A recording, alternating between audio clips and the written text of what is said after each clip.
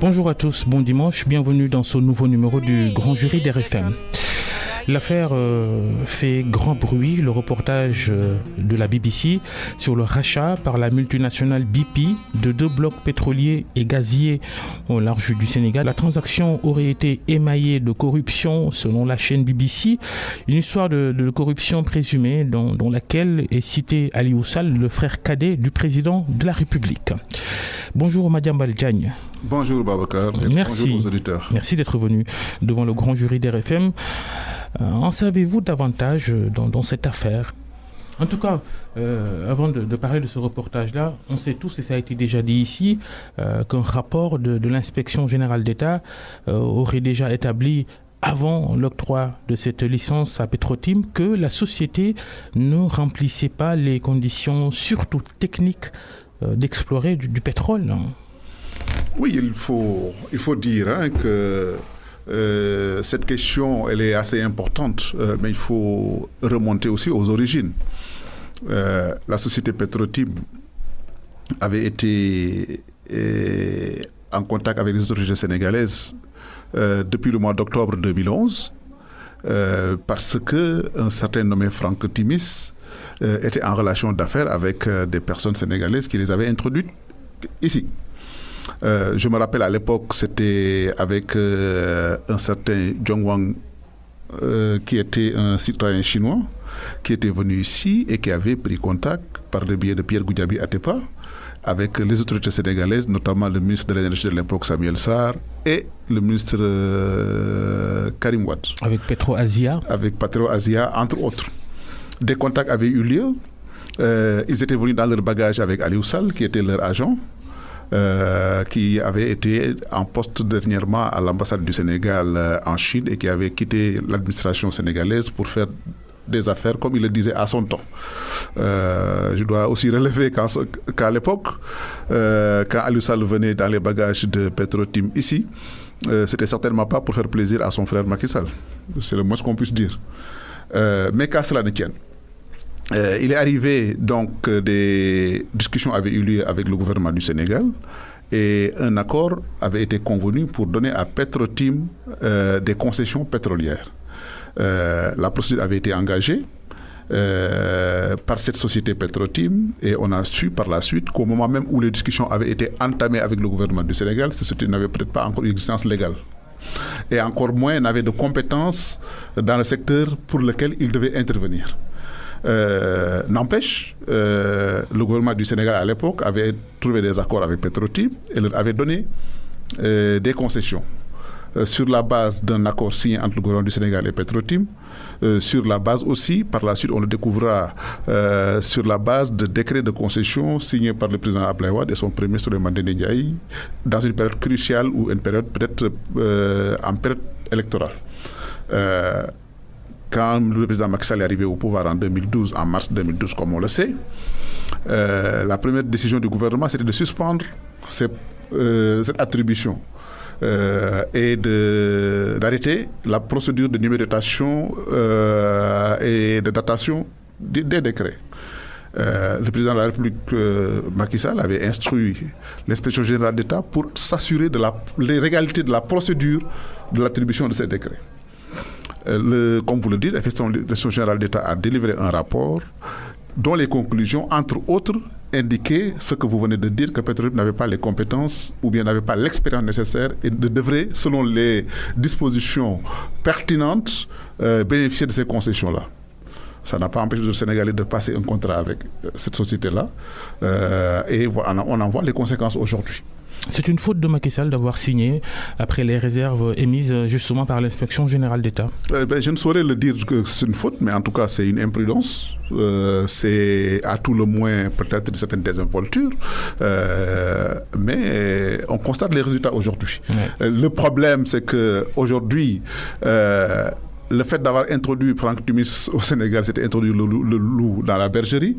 Et Franck Timis a été précédé d'une réputation sulfureuse, d'une réputation de quelqu'un qui n'était peut-être pas le plus fréquentable ou bien peut-être le partenaire en affaires le mieux indiqué.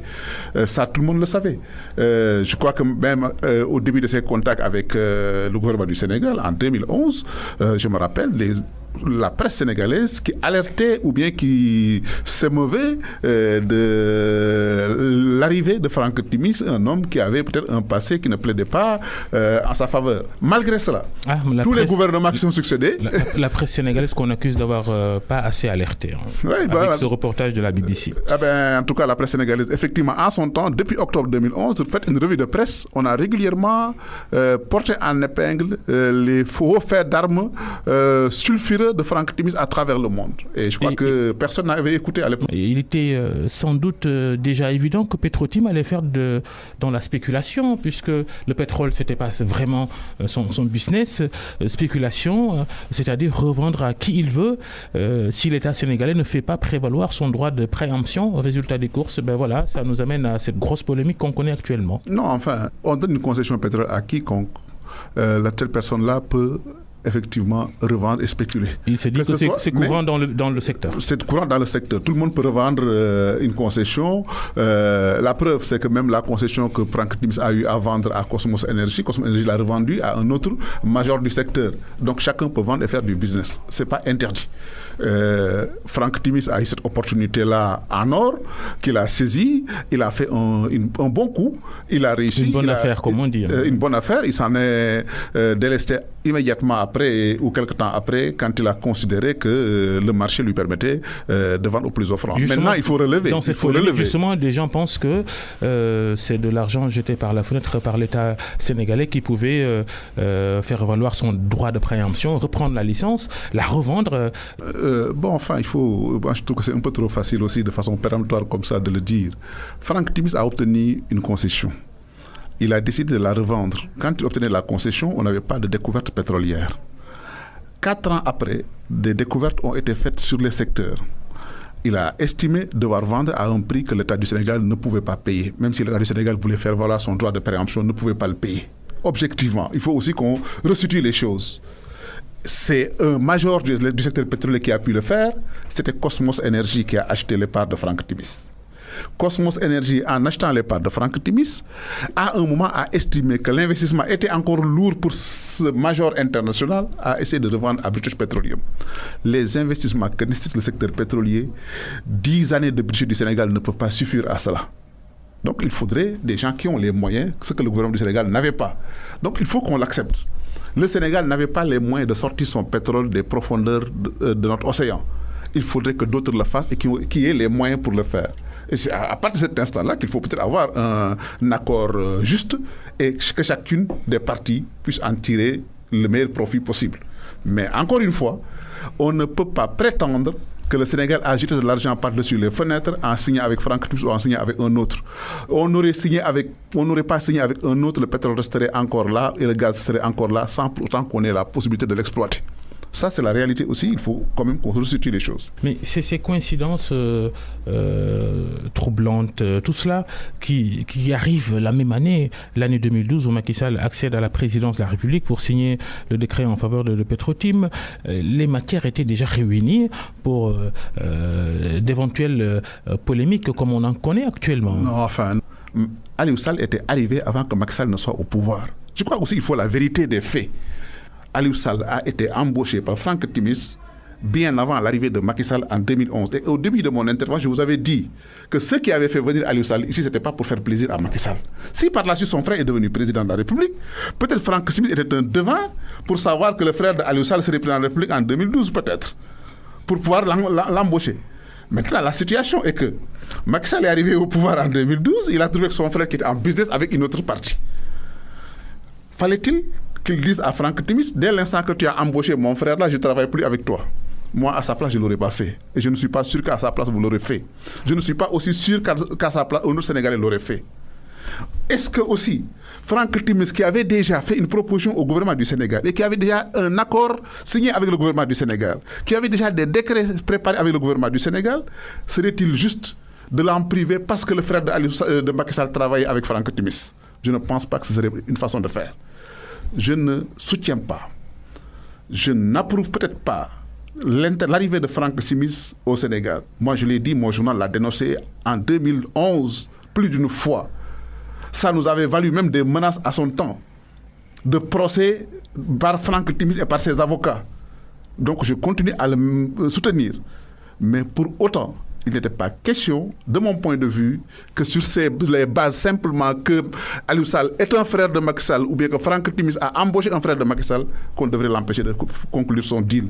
Moi, c'est ma conception des choses et je trouve, encore une fois, que contrairement à ce qui se dit, c'est pas parce que Franck a obtenu les accords simplement parce que Aliou Sall était le frère du président de la République.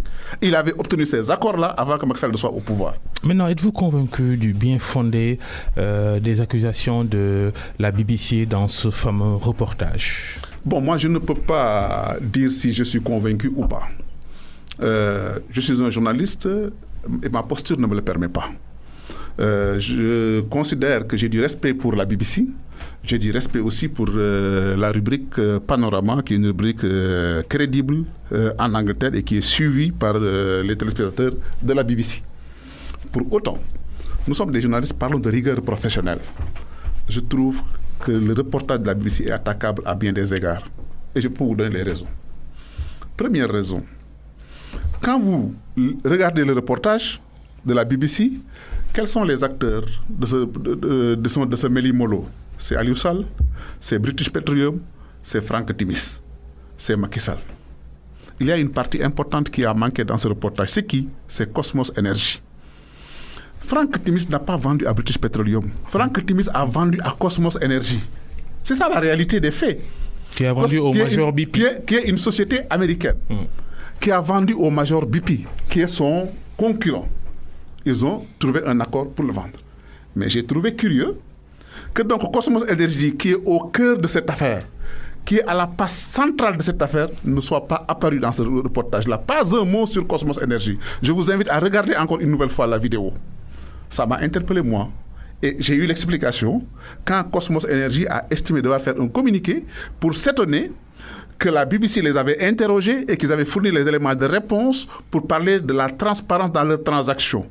Et si vous interrogez une partie qui vous donne des éléments de réponse pour justifier sa procédure, vous rendez compte dans ce reportage-là, sans lui donner la parole, c'est que il y a une volonté délibérée de ne pas faire entendre le son de cloche exprimé par Cosmos Energy. Je crois que c'est une première faute professionnelle que vous, journalistes, vous devez admettre. Vous êtes d'accord avec ceux qui disent que le traitement de ce sujet-là est tendancieux? Non, j'y arrive, parce que c'est un premier élément qui peut effectivement conforter cette analyse-là. Une partie importante, ou bien la partie principale de cette affaire-là, c'est Cosmos Energy, qui a parlé et qui a vendu à British Petroleum, qui a acheté de Franck Timis, on l'a ignoré totalement. Celui qui regarde le reportage, sans avoir le background sur la transaction, ne saura pas que Cosmos Energy était intervenu dans ce processus-là. Vous savez, et vous pouvez admettre professionnellement, vous êtes un journaliste rigoureux, vous devez savoir que professionnellement, il y a problème. Deuxième raison, qui pose qu'il y a tendance, effectivement, c'est un reportage tendancieux. Vous avez vu qu'on a présenté des populations pauvres du Sénégal. Et on dit dans le reportage que ces populations-là auraient pu sortir de la misère si les milliards du pétrole n'ont pas été donnés à Franck Timis et détournés au Sénégal. Mais est-ce que vous avez vu un baril de pétrole sortir ici pour que ça change le sort de ces populations qu'on a montré et qu'on a indexé dans ce reportage? Le reportage commence par un commentaire. Mais justement, la BBC a habitué ses téléspectateurs à la sacralité des faits. Justement, Panorama ne parle pas de commentaires, il donne des faits. Donc cette fois-ci, si on change de fusil d'épaule pour commencer par un commentaire, je trouve que professionnellement, journalistiquement, on ne doit pas commencer un reportage par un commentaire. Première chose. Donc une autre faute professionnelle qu'il faut indexer. Troisième faute professionnelle, qui me semble être de la mauvaise foi. Quand on dit que le deal a privé le Sénégal de 10 milliards de dollars de royalties, que c'est 6 000 milliards de francs CFA, mais c'est totalement faux. Totalement faux. Dans la mesure où les royalties que British Petroleum payerait à Franck Timis ne sont pas prélevées de la quote-part du Sénégal. Cet argent n'appartiendrait en aucune façon au Sénégal. C'est de l'argent dans le contrat que BP gagnerait et qu'il en ferait l'usage qu'il voudra. Maintenant, s'il a un accord avec Franck Timis ou avec un Tartampion, c'est son affaire. Donc dire que... L'accord est secret tout de même, comme le souligne... Non, l'accord est secret, mais dès l'instant qu'on arrive à dire que ces 10 milliards dont le peuple sénégalais a été privé, de façon aussi affirmative, il faut qu'on relève que c'est de la c'est un mensonge évident. Donc, parce que cet argent-là, en aucune façon, ne pouvait revenir au Sénégal. Donc, voilà encore un autre aspect de la faiblesse de ce reportage-là. Et j'en ai pas encore fini. La BBC est venue ici à interroger des gens, dont des acteurs du secteur pétrolier, des organisations non gouvernementales sénégalaises et des organisations de la société civile, qui sont prononcées sur ces questions-là. De ces reportages, de ces interviews-là, pas un mot dans le reportage. On peut présumer, comme ça a été le cas avec Cosmos, parce que ces gens-là ont dit des choses qui n'arrangeaient pas l'angle qu'a voulu cibler la BBC. Autre exemple qui est patent et qui est évident. Les transactions sur les ressources pétrolières, minières et gazières à travers le monde. Ces transactions sont surveillées par l'Initiative pour la transparence des industries extractives, qui est un organisme dont personne ne peut douter de l'indépendance et des procédures. Cet organisme-là est à Londres, à côté de la BBC. Si la BBC enquête sur un sujet aussi important... Auquel le Sénégal a adhéré librement. Le Sénégal a adhéré librement. Mais si la BBC fait une enquête de ce type et n'estime pas devoir interroger, parce qu'il y a des multinationales qui sont concernées, dont une société britannique concernée, sur laquelle peut-être des accusations ont pu être portées, dont des sociétés américaines, dont des sociétés australiennes ou sénégalaises ou roumaines, je ne sais pas trop, ou chinoises. Mais dès l'instant qu'il y a cette enquête-là, et qu'on a à côté de soi l'interlocuteur le plus privilégié et le plus pertinent pour parler de transparence dans ces questions-là, on doit l'interroger. Si on veut vraiment être objectif, présenter des faits objectifs. On ne l'a pas fait. Parce qu'on peut se permettre une explication. L'ITIE avait tenu quelques mois auparavant un séminaire ici à Dakar. Toutes les instances mondiales de l'ITIE étaient au Sénégal et avaient donné un satisfecit aux procédures du Sénégal. Donc la BBC savait qu'en interrogeant l'ITIE, on allait leur dire que ce qui se passe au Sénégal est un exemple en Afrique. Ils ont choisi délibérément de le faire. Donc ça vous montre, sur des faits précis, moi je ne veux pas caractériser. Comment comprenez-vous que l'opinion soit emballée par ce reportage-là, avec tous ces manquements que vous relevez? Non.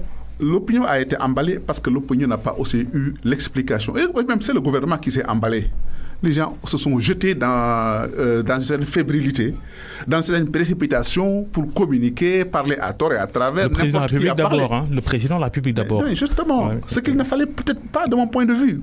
Je pense que Macky Sall et son gouvernement ont semblé manquer de sérénité dans leur réaction suite justement à la diffusion de ce reportage de la BBC avec le chef d'État qui en parle après la prière de la Korité à la grande mosquée de Dakar. Quelques heures plus tard, le même jour, la porte-parole du gouvernement qui fait un point de presse jugé laborieux, c'est parfois aussi apparemment le signe de personnes qui ont peut-être quelque chose à se reprocher, non, Madiam Baldiania? Enfin, je ne sais pas, mais en tout cas, c'est une mauvaise communication du gouvernement pour vous? C'est une mauvaise communication, une maladresse, une incompétence, une carence, ou tout ce que vous voulez.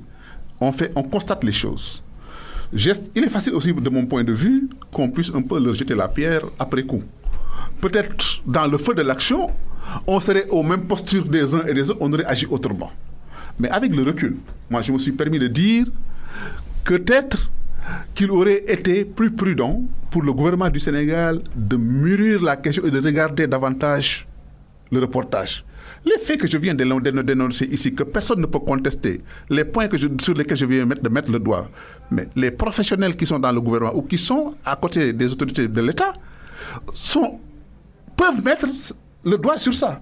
Et en les évoquant, on aurait montré à la face du monde que le reportage est un reportage, je ne dis pas bidon, ça a le mérite d'exister, mais un reportage qui pêche à bien des endroits. Ça, c'est la forme. Et le fond, maintenant? Le fond, la question, c'est qu'il y a un problème avec la gestion des ressources pétrolières et gazières au Sénégal. C'est une préoccupation importante, tout le monde en parle depuis de nombreuses années. Que la BBC saisisse ce sujet-là pour le traiter, je trouve que c'est normal parce que la presse sénégalaise le fait avant la BBC. La BBC le fait légitimement parce qu'il y a une compagnie britannique, British Petroleum, qui est là-dedans. La BBC le fait parce que aussi Panorama s'occupe de ces questions de corruption et de transparence. C'est tout à fait légitime. Maintenant, pour autant, est-ce que c'est parce que la BBC le dit qu'on doit prendre ça comme de l'évangile ou bien de l'argent comptant? C'est ça le problème. Parce que aussi, moi, je trouve que la BBC, dans son reportage, pratiquement n'a pas dit ce que la presse sénégalaise n'avait pas déjà dit. Je vous renvoie... Ils avancent quand même des chiffres, ça c'est nouveau. Non, c'est ça qui est nouveau. Ce qui est nouveau, c'est avancer par exemple l'intervention de Agitran une société qui appartiendrait à Aliou Sall, c'est dire qu'il y a des royalties qui seront payées, c'est dire qu'il y a des... ils ont révélé le montant du salaire d'Aliou Sall, par exemple. Ça, la presse ne le savait pas. La presse sénégalaise ne l'avait pas dit. Mais quant au fond de la question, ces choses-là avaient déjà été dites par la presse sénégalaise. Il n'y a pas de fait de corruption pour vous? Non, je ne peux pas dire qu'il y a fait de corruption ou pas. Personne ne peut le dire à l'état actuel des choses. Que les effets de corruption existent ou n'existent pas, il appartiendra aux autorités compétentes de les déterminer et de les caractériser. Il y a des faits qui sont là, qui méritent une enquête sérieuse, rigoureuse, transparente. Et moi, j'encourage à cela. Que ce soit une enquête nationale ou une enquête internationale, comme le disent les uns et les autres, je plaide pour qu'il y ait une enquête transparente et exhaustive. Que toutes les parties prenantes soient interrogées dans cette affaire-là. Ceux qui avaient accueilli Franck Timis au premier jour, jusqu'au dernier jour de la signature du contrat, jusqu'à ce qu'il y ait toutes les transactions qui ont eu à être faites, il faut y faire une enquête exhaustive, j'ai dit, transparente, rigoureuse. Votre journal, le journal Le Quotidien, l'a écrit vendredi que le président de la République même est favorable à l'ouverture d'une information judiciaire. Oui, si le Quotidien le dit, vous pouvez le croire. Le président de la République lui-même semble avoir pris parti avec sa déclaration de la Corité.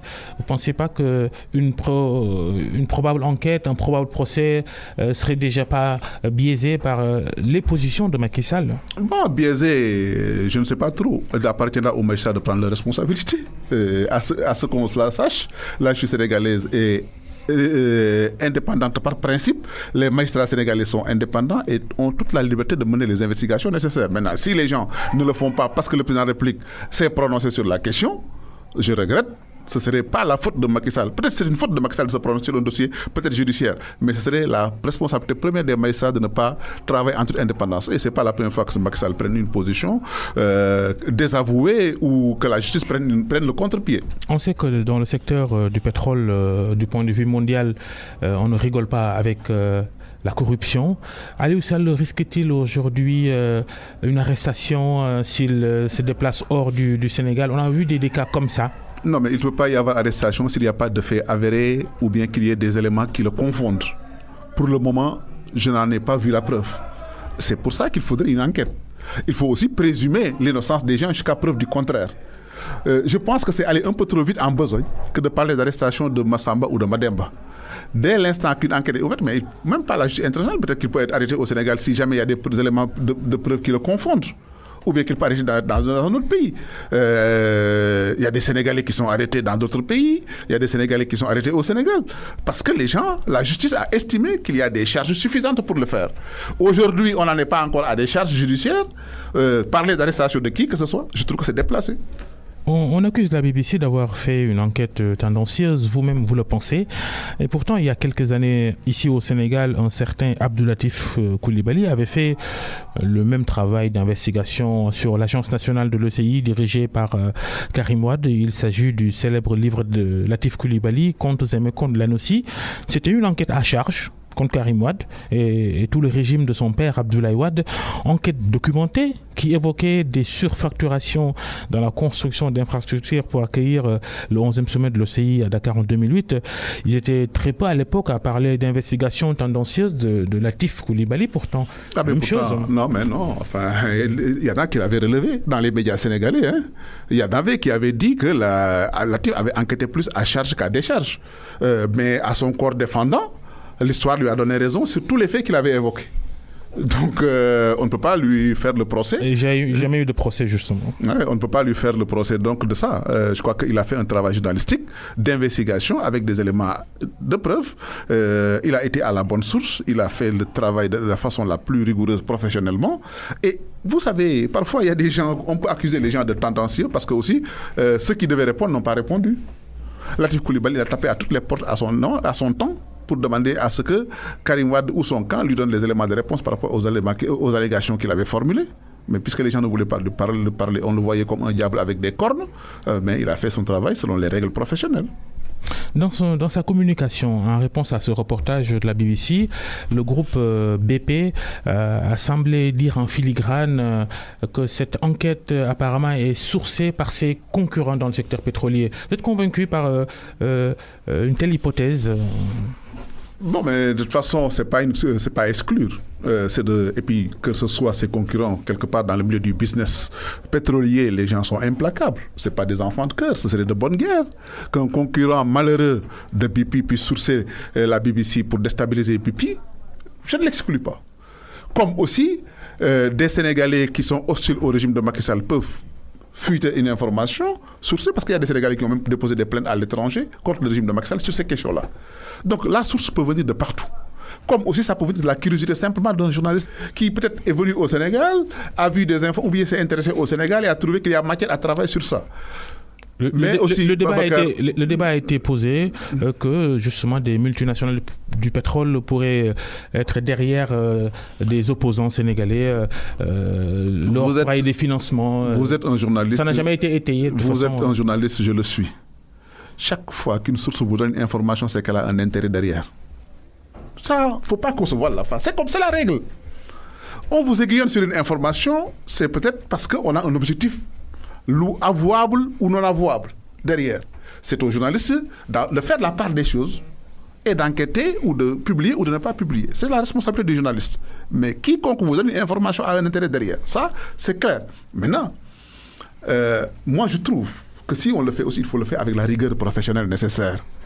Il faut aussi qu'on n'ait pas le complexe de remettre certains grands médias occidentaux à leur place quand ils sont en rupture avec les standards professionnels.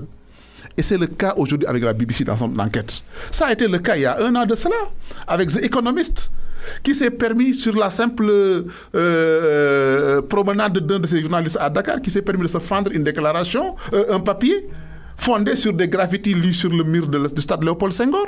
Moi, j'ai pris ma plume pour dire que quand The Economist ne fait pas honneur à sa réputation, la rédaction de Economist m'a appelé pour reconnaître les torts qu'ils ont eu à faire et c'est la légèreté avec laquelle ce papier avait été publié. C'est vous dire que les tares, les fautes professionnelles, les manquements qui sont les nôtres dans la presse sénégalaise le sont aussi dans les médias occidentaux. C'est les mêmes personnes qui ont été diplômées dans les mêmes écoles que nous autres, qui ont fait les mêmes formations et qui ne sont pas plus professionnels ou sont plus rigoureux que nous autres. Ils ont leurs faiblesses humaines, ils ont leurs lacunes, ils ont leurs carences, parce qu'il y en a qui ont leur mauvaise foi. Il y en a aussi qui agissent pour des intérêts occultes, ou bien des intérêts financiers, ou bien des intérêts politiques, ou des intérêts de divers ordres. Ça, tout le monde le sait. Aujourd'hui, comme vous le dites, il y a des opposants qui ont été armés par des multinationales. On en a entendu parler. Des déclarations ont été faites ça et là, ça n'a pas été prouvé. C'est difficile à prouver des situations comme ça. On peut voir la proximité qu'il y a entre des gens, des accointances supposées, mais il sera difficile d'établir la preuve. Comme aujourd'hui, il sera difficile encore d'établir la preuve de la corruption d'Aliou Sall ou d'un autre dans ce dossier de la transaction avec Petrotim. C'est comme ça. Il y a des accusations qui sont portées, il y a des opposants qui sont sur ce dossier, qui sont en pointe sur ce dossier-là, qui en parlent très souvent. Ils sont mus par un intérêt national. On peut le leur concéder. Ils agissent à la dictée ou à la solde d'autres intérêts. On peut se poser la question, mais aussi il y en a qui parlent aussi avec une totale mauvaise foi dans ce dossier-là pour accabler un adversaire politique ou bien pour régler des comptes personnels. Ça aussi, c'est la guerre politique qui le demande. Pour reparler de votre journal, le journal de votre groupe de presse Avenir Communication, le journal Le Quotidien qui ce samedi annonce le probable limogeage d'Aliou Sall de la direction générale de la Caisse des dépôts et consignations. Il s'est prononcé, Aliou Sall, sur les réseaux sociaux. Il dit qu'il va rester à son poste. Je considère qu'il aurait été plus sage de sa part de démissionner de lui-même, mais qu'il reste au poste qu'à cela ne tienne. Si l'autorité publique estime devoir aller jusqu'au bout de sa logique et de le limoger, je trouve que ce serait dans la logique normale des choses. En tout cas, je trouve que le limoger ne signifierait peut-être pas confirmer sa culpabilité d'une façon ou d'une autre. Ça n'aurait rien à voir. On a vu dans ce pays-là, et parfois on oublie aussi ce qui s'est passé dans ce pays, un certain Mamadou Seck avait été ministre des infrastructures de Abdoulaye Wade. C'est l'exemple qu'on cite le plus. Il avait été accusé, dans les mêmes circonstances plus ou moins, peut-être pour des faits différents. Il a préféré rendre sa démission, attendre le temps d'une enquête qu'il avait blanchie et il est revenu par la grande porte et il a été ministre des Finances et même président de l'Assemblée nationale par la suite. C'est une posture qu'on peut saluer. C'est une posture républicaine qu'on peut saluer. Aujourd'hui, Aliou Sall dit que sa posture de directeur général ne gênerait en rien l'enquête. Soit. Mais qu'il soit dans l'appareil de l'État peut donner du grain à moudre à d'autres personnes. Moi, personnellement, à sa place, j'aurais rendu le tablier. Vous-même, vous dites qu'il n'y a pas matière à poursuite pour le moment. Non, je n'ai pas dit qu'il n'y a pas matière à poursuite. J'ai dit qu'il faut ouvrir une enquête. Et que c'est l'enquête qui va révéler les faits répréhensibles ou pas. Mais tant qu'il n'y a pas d'enquête, on ne peut pas se permettre à dire qu'il faut poursuivre ou qu'on ne peut pas poursuivre. On ne peut pas poursuivre tant qu'on n'a pas ouvert une enquête ou qu'on n'a pas identifié des faits. C'est ça la procédure normale. Nous voulons que quelqu'un, on l'a poursuivi, il est en prison. Non, il y a la procédure pénale quand même à ses règles et ses exigences. Il faut aussi qu'on aille au rythme de la procédure pénale. En tout cas, sa volonté de rester à la tête de la Caisse des dépôts et consignations, et cette éventualité de le limoger, on va vers une sorte de guerre entre Macky Sall et son frère cadet. Début de tiraillement, là, on dirait. Bon, mais écoutez, de toute façon, je crois que dès l'instant qu'ils ont pris la responsabilité aussi tous les deux d'être sur la scène publique, qu'il y ait des divergences d'opinion, des divergences d'appréciation, forcément, il y aura guerre fratricide ou guerre ou bras de fer, mais c'est selon. En tout cas, aujourd'hui, il y a un agent de l'État qui s'appelle Aliou Sall, il y a un président du Sénégal qui s'appelle Macky Sall. Macky Sall a autorité sur la nomination aux emplois publics. S'il décide de limoger Aliou Sall, il le fera. S'il décide de le garder, mais il le gardera. Mais je considère que c'est dans la marche normale de l'État du Sénégal que le président de la République puisse intervenir dans une situation comme ça. Et puis de toute façon, ce n'est pas la première divergence qu'il y a eu entre eux. Quand Aliou Sall voulait faire de la politique, Macky Sall n'était pas d'accord. Pourtant, Aliou Sall est passé outre l'interdiction de son frère parce qu'il a pris ses responsabilités. Il avait estimé qu'il avait son rôle à jouer et il l'a fait et il a eu du succès avec ça. Donc je crois que aussi chacun prend son destin en main et ses responsabilités. Madiambal Diagne, le patron du groupe de presse Avenir Communication, l'invité du grand jury d'RFM. On parlait tout à l'heure de la réaction du gouvernement après la diffusion de ce reportage, évoquer ce point de presse qui s'est tenu au siège du ministère des Affaires étrangères. C'est d'ailleurs une énorme curiosité. Mais ce qui a attiré les attentions ce jour-là, c'est l'absence du patron des lieux, Amadou Ba, le ministre des Affaires étrangères, qui était pourtant annoncé, mais qui n'est pas venu. Avez-vous une lecture particulière de cette absence d'Amadou Ba à cette conférence de presse au siège du ministère qu'il dirige? Bon, je ne sais pas s'il avait été annoncé là-bas et qu'il n'était pas venu, mais il n'avait rien à faire là-bas. Moi, je trouve qu'il n'avait rien à faire là-bas. Le point de presse ne devait pas se tenir là-bas, alors? Bon, mais je ne sais pas pourquoi ils ont tenu le point de presse là-bas, mais je crois qu'il n'avait rien à faire à cette rencontre-là. C'était au contraire, le porte-parole du gouvernement et le ministre de l'Énergie, c'était certainement qui avaient leur place là-bas. Je ne vois pas qu'est-ce qu'Amadou Ba aurait fait là-bas. Et à sa place, moi, je suis le ministre des Affaires étrangères, je ne serais pas allé à cette conférence de presse-là. Pourquoi? Et puis, ce n'est pas la première fois que des conférences de presse concernant d'autres ministères se tiennent au ministère des Affaires étrangères. Parce qu'ils ont peut-être une salle qui est fonctionnelle, qui est peut-être à proximité du cœur de la République.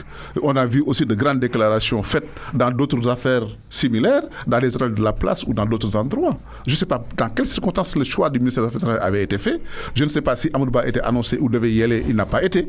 Mais je trouve qu'il n'avait rien à faire là-bas. Est-ce que Macky Sall n'est pas foncièrement visé dans ces accusations de corruption dans ces contrats de concession de licence sur le pétrole et le gaz, foncièrement? Non, mais cela va de soi que c'est Macky Sall qui est visé en premier ressort et en dernier ressort. Je crois qu'Aliou Sall, c'est juste peut-être un moyen d'atteindre Macky Sall, mais c'est Macky Sall qui est visé, cela va de soi. Il n'y a pas de doute à avoir de ce côté-là. C'est pour ça d'ailleurs qu'il est peut-être du devoir certainement d'Aliou Sall, comme si qu'il aurait peut-être protégé son frère, si tant est qu'il y a à protéger quelqu'un. Parce qu'il faut aussi qu'on soit précis. Ce n'est pas parce que les gens accusent qu'il y a des faits répréhensibles. Je ne défends personne. Mais je veux aussi qu'on soit prudent par rapport à la caractérisation et aux accusations qu'on porte. Il y a des faits qui méritent une enquête.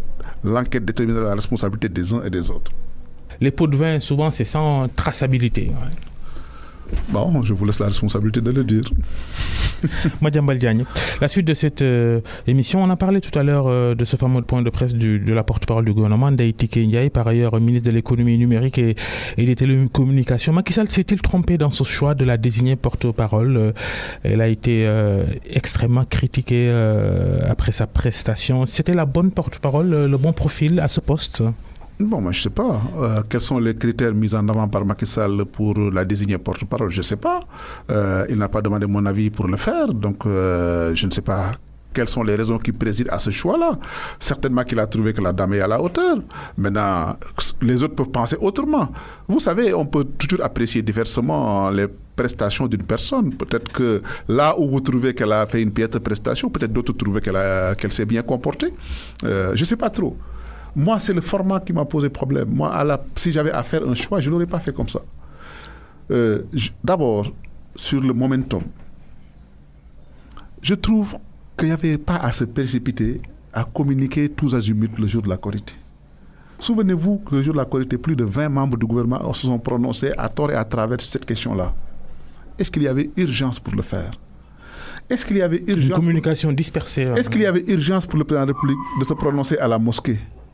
Est-ce qu'il y avait urgence de convoquer le jour de la Korité un point de presse? Est-ce pour lire un communiqué? Ne fallait-il pas envoyer un texte écrit aux rédactions? Ça n'aurait pas été plus simple? Qu'est-ce qui empêchait qu'on attende le lendemain pour le faire? Donc voilà des questions que moi je me pose. Donc accabler la pauvre Ndeye Ndiaye, d'aucuns peuvent le faire, moi je ne le fais pas. Moi j'interroge la pertinence de la démarche, j'interroge la temporalité de la démarche, j'interroge même les éléments de langage qui ont pu être employés dans ce cadre-là. Moi, je trouve qu'on n'a pas donné les bonnes réponses qu'il fallait lui donner dans cette affaire-là. Peut-être que si on avait pris le temps de réfléchir et de mûrir la réponse, ça aurait pu être mieux. Je crois que parfois aussi, il ne faut pas qu'on fonctionne au mode de panique là. Que quand il y a un fait, tout le monde s'emballe, tout le monde réagit à tort et à travers, comme vous venez de le dire. Il faut que les gens, parfois, puissent se poser, discuter, réfléchir sur les stratégies et réagir. On peut donner des exemples à légion. Dernièrement, par exemple, je vous donne un exemple terre à terre, très sénégalais. La crise de l'école catholique avec les foulards. Tout le monde a parlé, s'est épanché. L'institution Jeanne d'Arc. L'institution Jeanne d'Arc. Tout le monde a parlé. Personne n'a entendu l'Église catholique. Ils ont pris le temps de réfléchir, de mûrir et de laisser les choses se tasser pour apporter des réponses qui ont cloué le bec, excusez-moi l'expression, à tout le monde. Personne n'a trouvé à redire après cette sortie-là. Pourquoi ne pas faire la même chose? En France, l'affaire Benalla, tout le monde s'est emballé. Les opposants ont tiré à boulet rouge sur Macron. Il a pris le temps de la réflexion. Il a pris le temps de la sérénité. Il a attendu que la tempête passe pour réagir. Et, entre-temps, on a pu découvrir le côté facétieux de Benalla.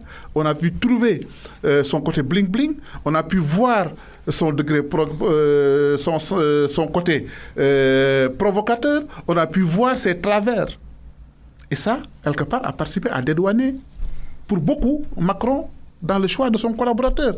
Donc je pense que réagir vite n'est pas toujours nécessaire. Il faut réagir bien et de façon opportune, de mon point de vue. C'est, encore une fois, c'est trop facile aussi, je le répète, de critiquer des professionnels à l'œuvre après coup. Est-ce que placés dans les mêmes circonstances, nous n'aurions pas agi de la même façon ou même pire? Est-ce que cette affaire-là ne révèle pas un peu une des conséquences de la suppression du poste de Premier ministre pour le chef de l'État? Cette polémique née de la diffusion du reportage de la BBC montre nettement qu'il n'y a plus d'amortisseur pour lui. Il est attaqué directement, obligé de réagir lui aussi. Je le pense sincèrement et je l'ai déjà écrit avant même cette histoire. Je trouve que c'est une erreur de supprimer le poste de Premier ministre. Et je continue à le penser et cette affaire-là me conforte. Ce n'est pas la première fois qu'il y a eu une bourrasque sur les questions de pétrole ici. Il y a une première bourrasque. Mais comment ça s'était passé à l'époque? Il y a 2 ans, c'était le premier ministre Mohamed Boun Abdallah Dionne qui était monté au créneau, accompagné de son ministre des Finances, accompagné du ministre du pétrole de l'époque, Thierno Alassane Sall, qui ont travaillé pendant plusieurs jours pour apporter une réponse à l'opposition. C'était une conférence de presse tenue à la salle de conférence de la primature. Ponctuée de menaces, inacceptable pour certains. Il faut dire, ils ont tenu une conférence de presse. Le Premier ministre a pris en charge le volet politique. Le ministre des Finances de l'époque avait pris en charge le volet fiscal qui avait été épinglé par l'opposition. Le ministre de l'Énergie a parlé des aspects techniques. La réponse qui était servie avait calmé la situation, avait éclairé la lanterne de beaucoup de Sénégalais. Certains en étaient satisfaits, d'autres peut-être pas. D'autres étaient restés sur leur faim. Mais ça avait le mérite d'être apporté par un échelon intermédiaire du gouvernement. Aujourd'hui, à l'absence du poste de Premier ministre, le président de la République a été directement au front. je trouve que quand le chef suprême parle, il n'y a plus rien à dire derrière, ou bien difficile. On a des difficultés pour réajuster ou corriger. Justement, le point de presse du gouvernement, de la porte-parole du gouvernement, n'avait apporté aucune plus-value après la déclaration de Macky Sall le matin. Justement, c'est pour ça que c'est ce que je venais de dire. Je crois que ce n'était pas opportun de mon point de vue d'en rajouter à la déclaration du président de la République un point de presse de la ministre de la porte-parole du gouvernement. Pourquoi il a fait alors supprimer le poste de Premier ministre Macky Sall? Vous êtes proche de lui, vous ne vous en cachez pas, mais ça c'est une autre paire de manches. Pourquoi il a fait, au-delà des explications officielles qu'il a donné? Non, pourquoi il l'a fait, je ne saurais pas vous le dire. Parce que moi-même, je ne suis pas d'accord. Donc, je n'ai pas partagé son point de vue. Je ne suis pas d'accord avec la suppression du poste de Premier ministre et je l'ai écrit. Donc, je ne connais pas les raisons pour lesquelles il l'a fait. En tout cas, les explications officielles, on ne peut qu'à s'en tenir à ça. Dès l'instant qu'on ne connaît pas les explications non officielles, parce que je n'en connais pas. Officiellement, il dit qu'il veut être en direct avec l'action gouvernementale, être en phase avec son gouvernement, enfin, être plus réactif. On a créé un anglicisme là, enfin c'est pas créé un anglicisme, on a repris un anglicisme là, le mode fast track, pour faire aller vite les choses plus rapidement. Bon, qui n'est rien d'ailleurs, un mode d'ailleurs qui n'est même pas nouveau, parce que moi je me rappelle quand Mme Mimi Touré là était Premier ministre, elle avait dit cadence accélérée. Fast track en anglais, c'est la même chose que ça signifie en français. Donc, on n'a vraiment rien inventé de nouveau. Donc, peut-être que la cadence qui voulait être accélérée du temps de Mimi Touré, c'était la deuxième ou la troisième vitesse. Cette fois-ci, on a peut-être mis la quatrième vitesse ou la cinquième vitesse pour parler comme un automobiliste. Donc, encore une fois, je ne connais pas les raisons qui ont présidé à la suppression du poste de Premier ministre, mais je trouve que si j'avais à conseiller le président de la République, en amont, j'aurais cherché à l'endussuader. Cette affaire du reportage de la BBC et la polémique qui s'en est suivie ne va-t-elle pas plomber un peu l'élan de dialogue déclenché le 28 mai dernier par le président de la République avec les commentaires et positions de l'opposition sur le sujet? Non, je ne le pense pas. Je crois que le dialogue ne veut pas dire aussi que les gens se taisent sur des questions d'intérêt national qui se posent. L'opposition a tout le droit de critiquer des informations parlant de supposée malgouvernance. Je crois que la participation au dialogue n'obéit pas à cela. Le dialogue va se dérouler avec les acteurs qui ont accepté d'être au dialogue. Les discussions vont se faire. Certainement, la question va s'inviter au dialogue. Naturellement, le gouvernement apporte la réponse nécessaire et la procédure continuera. Moi, je trouve étonné qu'on puisse penser que le reportage de la BBC puisse changer la face du Sénégal. Je ne le pense pas. Franchement, je ne banalise pas ou je ne minimise pas ce reportage de la BBC et ces informations qui sont rendues dans ce reportage-là. Mais encore une fois, il faut qu'on sache raison garder. Cette histoire-là, on lui a donné une dimension ou une ampleur qu'elle n'a pas. Ousmane Sonko, on en parle, celui qui ne participe pas à ce dialogue-là, et qui s'en est pris à ses autres camarades leaders de l'opposition qui ont répondu à l'appel de Macky Sall. La nouvelle position de Ousmane Sonko dans le jeu politique, vous l'analysez comment? Bon, enfin, Ousmane Sonko, peut-être il veut se distinguer et faire ce cavalier seul. C'est une stratégie politique qui peut avoir son avantage comme peut avoir son inconvénient. S'il choisit de ne pas être au dialogue politique, il a ses raisons.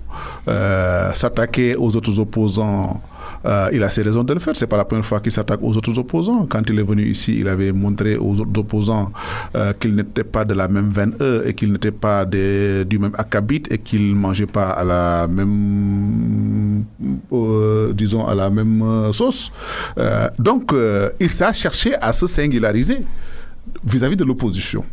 Il n'était pas le seul à le faire. D'ailleurs, Abdoul Mbaye, on se rappelle, quand il venait d'arriver, il avait critiqué les opposants en disant qu'il allait faire autrement. Finalement, il est retourné dans le groupe de l'opposition. C'est la même chose avec Sonko. Il avait critiqué le système.